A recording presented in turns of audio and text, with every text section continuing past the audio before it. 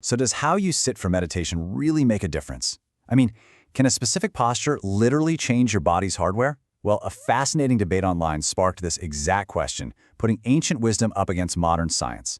Let's dig in and see where it goes.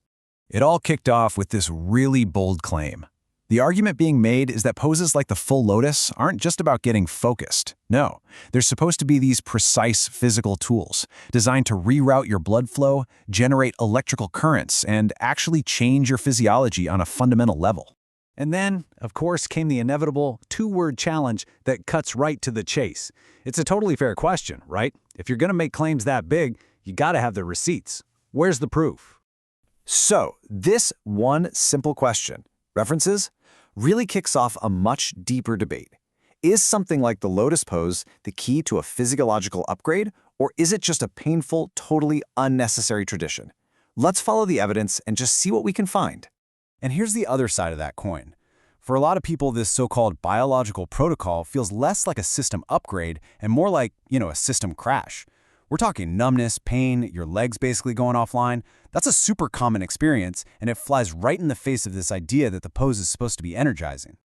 Okay, so with these two completely different viewpoints on the table, it was time to go looking for the science. Is there any actual clinical data out there to support these really specific claims about electrical changes happening in the body? And what do you know? It turns out there is. We actually found a controlled trial from 2017 that was designed to measure exactly this.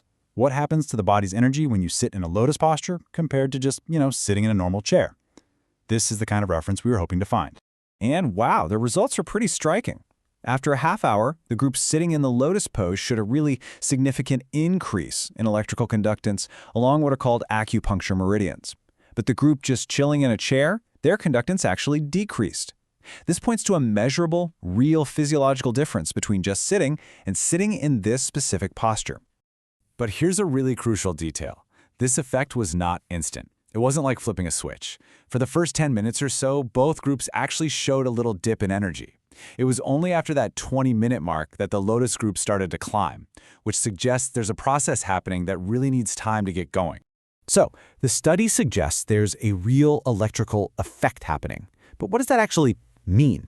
Let's break down some of the biophysical terms from that original Reddit post so we can get a handle on the mechanism that's being proposed here. Okay, so the study measured meridian conductance. In traditional Chinese medicine, meridians are basically pathways for subtle energy. What's cool is that modern science is now looking for physical correlates for these ancient maps. And they're investigating things like the body's huge network of connective tissue called fascia. The original claim also mentioned this word piezoelectricity. Now, this isn't some mystical concept, it's a known scientific principle. When you put mechanical stress on certain materials, and this includes our own bones and fascia, they generate an electrical charge. The theory is that the intense physical tension of the lotus pose creates this very effect, literally generating a charge in the body. All right, the biophysical theory is compelling, and we even have some data that seems to support it. But this brings us right back to that very real problem of pain, and even injury. We have to look at the anatomical reality of what's going on. And this is the million-dollar question, isn't it? If this pose is so beneficial, then why do so many of us experience numbness, serious pain, or even blow out our knees trying to do it? Well, the answer, as it turns out, is literally in our bones. In this slide right here, this explains everything. The average person has about 45 degrees of external hip rotation, but to get into a full lotus pose safely, you need something like 115 degrees. I mean, that is a massive difference, and it's why for so many of us, it's just physically not in the cards. So the key thing to get here is that this isn't just about stretching more or being more flexible. Your ability to get that kind of rotation is mostly determined by your unique skeleton, the shape of your femur, the angle of your hip sockets. These are genetic things that you just can't change, no matter how much yoga you do.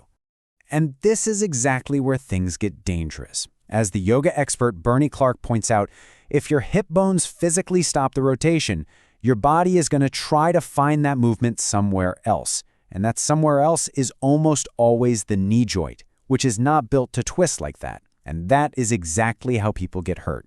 Okay, so we're left with two powerful and kind of competing truths.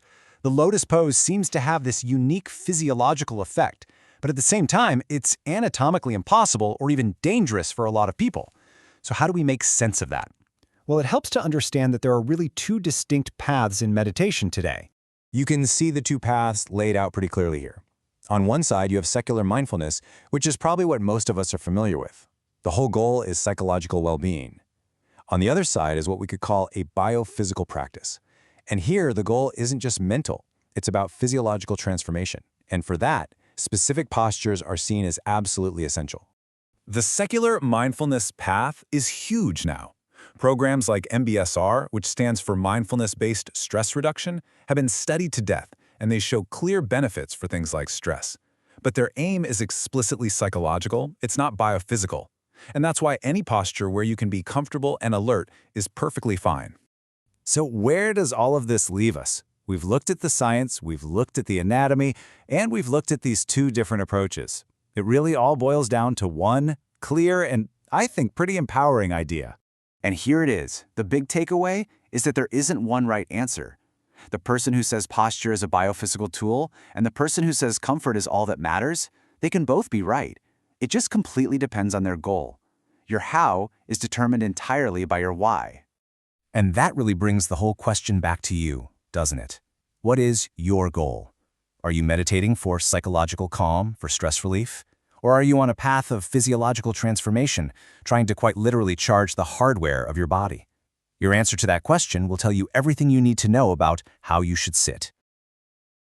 Thanks for watching. If you found this helpful, please give it a thumbs up and subscribe for more practical health strategies. See you in the next video.